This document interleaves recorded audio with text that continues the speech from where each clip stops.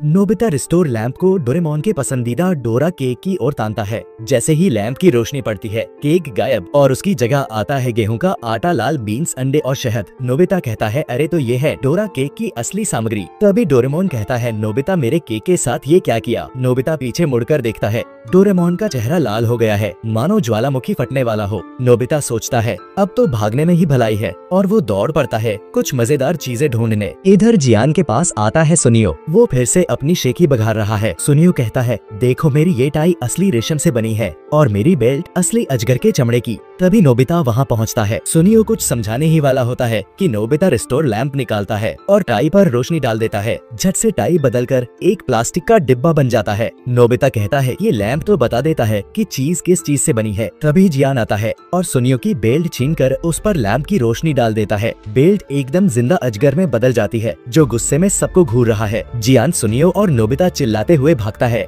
Nobita Shizuka के पास पहुंचता है। शिजुका पेपर रिसाइकलिंग के लिए इकट्ठा कर रही थी। नोबिता कहता है, अच्छा जरा देखे तो पेपर किस चीज से बनता है। वो रिस्टोर लैंप से पेपर पर रोशनी डालता है और पेपर एक सफेद गीले पल्प में बदल जाता है। नोबिता कहता है, तो पेपर का कच्चा माल है ये पल्प। शिजुका नाक सिकोड़ते हुए कहा, मुझे ये सफेद चीज बिल्कुल पसंद नहीं। नोबिता कहता है, कोई बात नहीं, इसे और पीछे ले चलते हैं। वो फिर से लैंप की रोशनी डालता है और पल्प एकदम एक विशाल शानदार पेड़ में बदल जाता है। शिजुका कहती है, कितना शानदार पेड़ है। नोबिता इसे पहाड़ पर लगाते हैं। नोबिता ने कहा, लेकिन इतना बड़ा पेड़ कैसे ले जाएंगे? हमें डोरेमोन की मदद चाहिए। नोबिता सोचता है, वो तो अभी भी गुस्से में होगा, लेकिन कोई बात नहीं, मेरे पास उसकी जादुई जेब का सामान है। नोबिता एक सड़क काटने वाला पेन निकालता है। इस रोड कटर से हम सड़क को काटकर पहाड़ से जोड़ देंगे, फिर इस रास्ते से सीधे पहाड़ पर पहुंच जाएंगे। वो और शिजुका पेड़ लेकर पहाड़ पर पहुंचते हैं और उसे वहां रोक देते हैं। शिजुका कहती है, ये हमारा प्यार का पेड़ है, लेकिन 10 साल बाद ये कैसा होगा? नोबिता ने कहा, कोई बात नहीं, चलो देख लेते हैं।